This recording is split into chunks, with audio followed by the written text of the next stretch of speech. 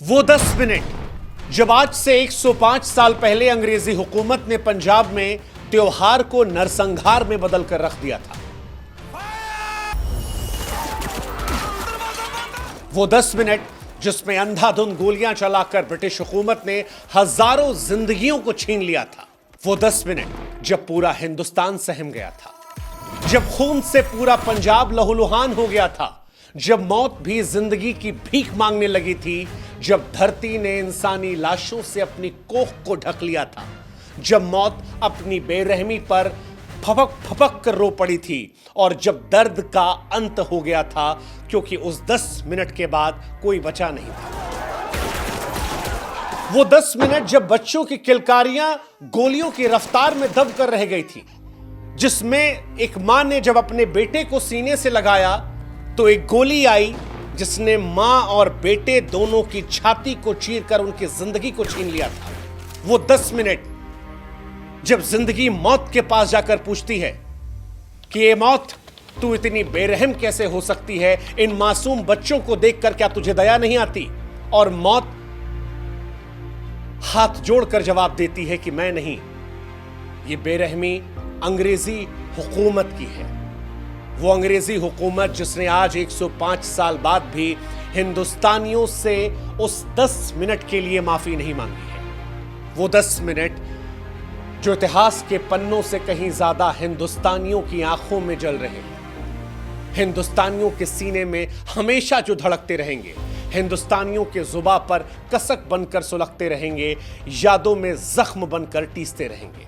वो 10 मिनट, ये 10 मिनट की कहानी है जलियांवाला बाग हत्याकांड की। नमस्कार, मेरा नाम शुभांकर मिश्रा है और आज तारीख कोई भी हो जिस दिन आप ये वीडियो देख रहे हैं, लेकिन उस दिन तारीख 13 अप्रैल साल 1919 थी। भारत के इतिहास का ये वो काला दिन था जिस दिन हजारों बेकसूरों की हत्या हुई थी। बर्बरता की ऐसी पराकाष्ठा पार की गई कि आज भी दीवारों पर उन गोलियों के निशान नजर आते हैं। आज भी वो निशान देखकर आप सहम जाएंगे, डर जाएंगे, रूह जो है वो कांप जाएगी। ऐसी कहानी है उस जलियांवाला बाग कांड की, उस 10 मिनट की कहानी जब हवा में खून जम गया था, जब जनरल डायर के आदेश पर बेतहाशा गोलियां चल रही थी। खेलते बच्चे अचानक लाश बनकर गिरते जा रहे थे। कोई प्यास से तड़प कर मर गया, कोई दीवार से चिपक कर जम गया, कोई कुएं में कूदकर खुद को बचाने के लिए धरती माता में समा गई। आज भी हिंदुस्तानियों के सीने में वो इतिहास जल रहा है, क्योंकि जलियांवाला बाग के हर कण में दफन है एक दर्द की कहानी, एक ऐसी कहानी जिसे सुनते सुनते सांसें थम जाती हैं, एक ऐसी कहानी जिसे जानने के बाद लहू अपने आप गर्म हो जाता है, क्योंकि जलियांवाला बाग की कहानी कोई कहानी नहीं है, एक जख्म है, एक ऐसा जख्म जो बार बार ये कहता है कि अंग्रेजी हुकूमत की उस खौफनाक पराकाष्ठा को कभी भूलो मत, कभी माफ मत करो। ये वो इतिहास है जिसे हम और आप भुला नहीं सकते। ये वो इतिहास है जिसे कोई झुठला नहीं सकता, जिसे कोई बरगला नहीं सकता। लेकिन क्या हुआ था उस दिन जलियांवाला बाग में, आज हम आपको बताएंगे। दरअसल प्रथम विश्व युद्ध के दौरान जब भारत पर ब्रिटिश हुकूमत का शासन था तो भारत गुलाम था। लगभग 13 लाख भारतीय सैनिकों ने इस युद्ध में हिस्सा लिया था।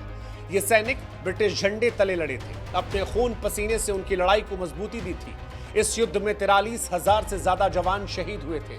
उस समय देशवासियों के मन में एक उम्मीद जगी थी कि शायद युद्ध के बाद अंग्रेज भारत को आजादी दे देंगे, या कम से कम जो जुल्म भारत पर वो ढा रहे थे, भारतीयों पर ढा रहे थे, उन नीतियों में थोड़ी नरमी लाएंगे। लेकिन हिंदुस्तान की ये उम्मीदें धरी की धरी रह गई। उल्टा ब्रिटिश सरकार ने उस दौर में नए नए कानूनों के जरिए अपनी पकड़ को और ज्यादा सख्त कर दिया, जिससे लोगों का गुस्सा और ज्यादा बढ़ने लगा। उसे गुस्से के आग में घी डालने का काम उस वक्त किया था रॉलेट एक्ट ने।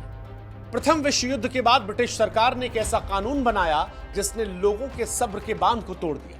ब्रिटिश जज सिडनी रॉलेट की अगुवाई में रॉलेट एक्ट नामक कानून साल 1918 में तैयार हुआ और 1919 में लागू कर दिया गया। इस कानून के तहत ब्रिटिश हुकूमत के खिलाफ अगर कोई भी आंदोलन होगा तो उसे उस दौर में देशद्रोह माना जाएगा।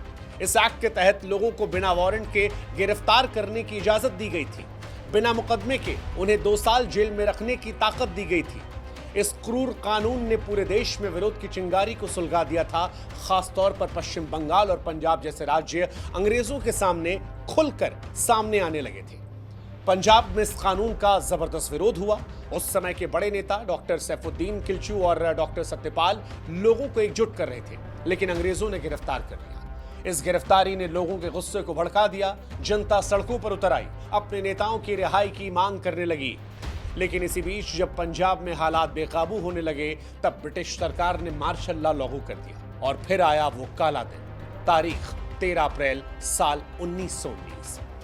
अमृतसर के जलियांवाला बाग में लोग एक शांतिपूर्ण सभा करने के लिए तैयार हो रहे थे। उसी बाग के पास एक मंदिर था। लोग अपने परिवारों के साथ पास के मंदिर में पूजा करने पहुंचे। जब उन्हें पता चला कि जलियांवाला बाग में एक शांतिपूर्ण बैठक होने वाली है, तो वहां से वो चले गए। करीब 15 से 20 हजार लोग उस बाग में जमा हो गए। नेताओं के भाषण चल रहे थे, माहौल शांत था। उसी समय ओडायर, जो पंजाब का लेफ्टिनेंट गवर्नर था, 12:40 पर ओडायर को उस जलियांवाला बाग की सूचना मिलती है कि बैठक होने वाली है। डायर ने गोरखा रेजिमेंट को भेजा, जिसका सेनापति था आर डायर। आर डायर शाम करीब 4 बजे 90 सैनिकों और राइफलों के साथ वहां पहुंचता है। जलियांवाला बाग से बाहर निकलने का सिर्फ एक रास्ता था और डायर ने अपने सैनिकों के साथ उस रास्ते को घेर लिया। इसके बाद जो कुछ हुआ वो आज भी हिंदुस्तानियों की रूह कपकपा देता है। आज भी ब्रिटिश साम्राज्य को लेकर गुस्सा पैदा कर देता है, लहू को गर्म कर देता है और एक सवाल पूछता है कि इंसान इंसान को लेकर इतना बर्बर कैसे हो सकता है। दरअसल बिना किसी चेतावनी, बिना किसी वजह जनरल डायर ने गोली चलाने का आदेश दे दिया। सैनिकों ने भीड़ पर अंधाधुंध फायरिंग शुरू कर दी। लोग बेतहाशा जान बचाने के लिए इधर उधर भागने लगे।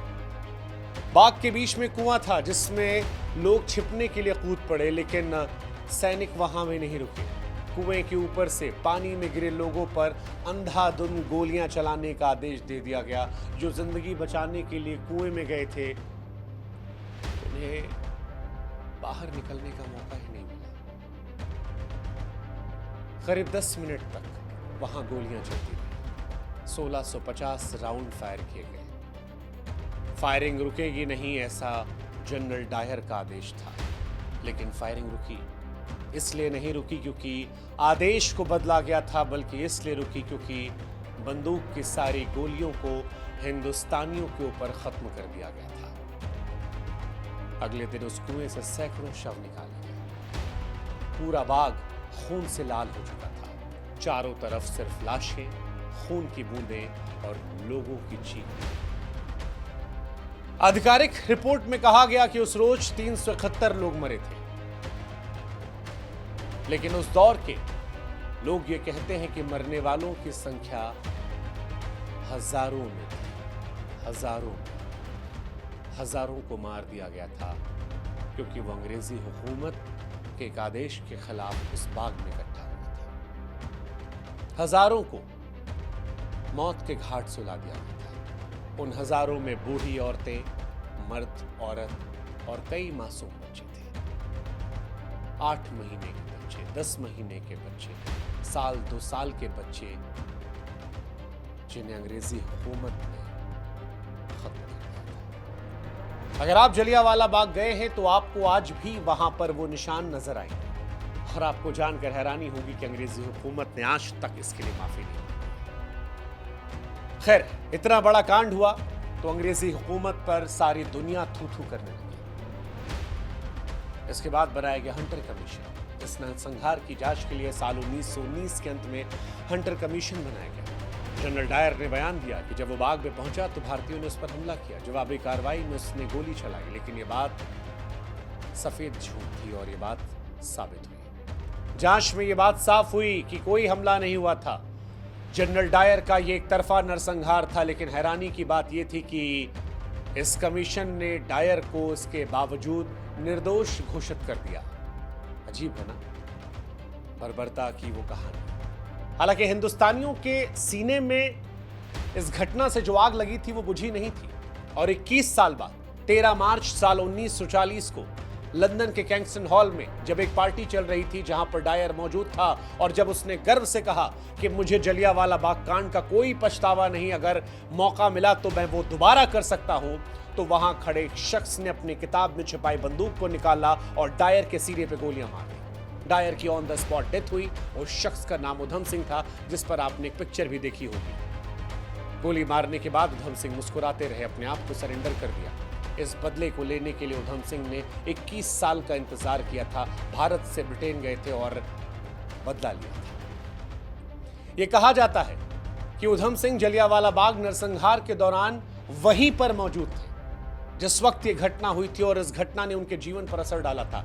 उस वक्त उनकी उम्र 12-13 साल थी, लेकिन 2 दशक के बाद उन्होंने इस घटना का बदला लिया। हालांकि यहां हम आपको बता दें कि जब यह घटना हुई थी उस वक्त पंजाब का लेफ्टिनेंट गवर्नर ओ डायर था। उसने जिस रेजिमेंट को भेजा था उस रेजिमेंट के सेनापति आर डायर था। आर डायर ने ही ऑन द स्पॉट गोलियां चलवाई थी। उधम सिंह ने जनरल ओ डायर को मौत के घाट उतारा था, क्योंकि इस घटना के कुछ साल बाद ही आर डायर की मृत्यु हो गई थी। जलियांवाला बाग की यह घटना भारत के इतिहास का एक ऐसा दाग है जो कभी मिट नहीं सकता। यह कहानी न सिर्फ अंग्रेजी हुकूमत की क्रूरता को बताती है, बल्कि यह भी बताती है कि हमारे पुरखों ने आजादी की लड़ाई में कितने बलिदान दिए। अब आपके मन में सवाल आ सकता है कि यह किस्सा हम आज क्यों सुना रहे हैं।